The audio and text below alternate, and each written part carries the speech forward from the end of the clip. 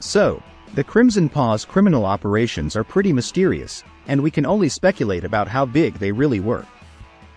But one thing's for sure, she was one of the greatest bandits to ever roam the earth and cause chaos in the city of LA.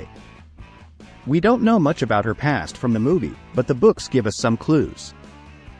Apparently, she used to be part of the International League of Heroes, a team of superheroes. The Bad Guys book series also tells us that she speaks like 14 languages and had a tragic childhood. Her parents were killed by hunters when she was just a kid. It's wild to think about what drove her to a life of crime, but she definitely left a mark. Now, Mr. Wolf, he gives us a bit of insight into Diane's past and what she's been up to. Turns out, she's the legendary bandit who swiped the Zumpango diamond, one of the most valuable pieces of jewelry in LA at the time. She's also got a bit of a show-off streak, 'cause she actually pulled off that heist twice. Mr. Wolf also calls her an acrobatic Swiss Army knife and the Queen of Cons, which makes you think she's got a history with scams or fraud. She's clearly got some skills and a flair for the dramatic, but it's crazy to think about what led her down this path. And get this, Diane is so good at what she does that she managed to avoid getting caught by the authorities.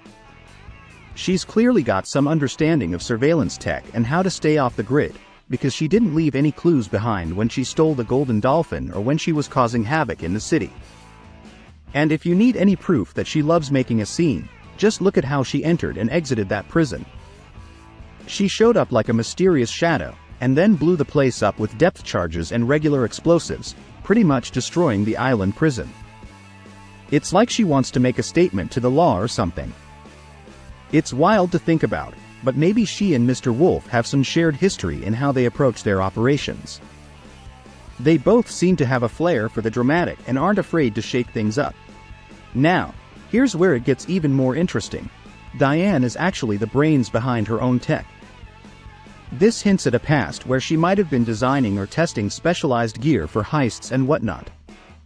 She seems to be pretty skilled in a lot of areas, and it's clear she's had some serious training and experience. But how she got all that knowledge and expertise is still a bit of a mystery.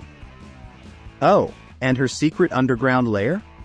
That just screams hardened criminal with a long history of pulling off crazy heists. It's like her own personal hideout where she keeps all her secret weapons, loot, and plans. She's definitely not someone you'd want to mess with. Diane's past, including her family history and any alliances she might have had before teaming up with the bad guys, is still a bit of a mystery. But we do know that she once told Mr. Wolf that she could relate to him, because she'd given up everything to be a criminal. She said that true friends would always come back, which makes you wonder if she had friends or family who didn't stick by her when she became governor. It's like she was trying to fill a void in her life with wealth and a legacy, but eventually realized that it was all meaningless and that she'd become the kind of person she didn't want to be. It's a pretty powerful realization, and you can't help but feel for her. So, in the end, there's only so much we can piece together about Diane's backstory, beyond what's given in the original books, which don't directly connect to the movie. But who knows, maybe in the future, we'll learn more about her story and how she became one of the most chaotic and notorious criminals the world has ever seen.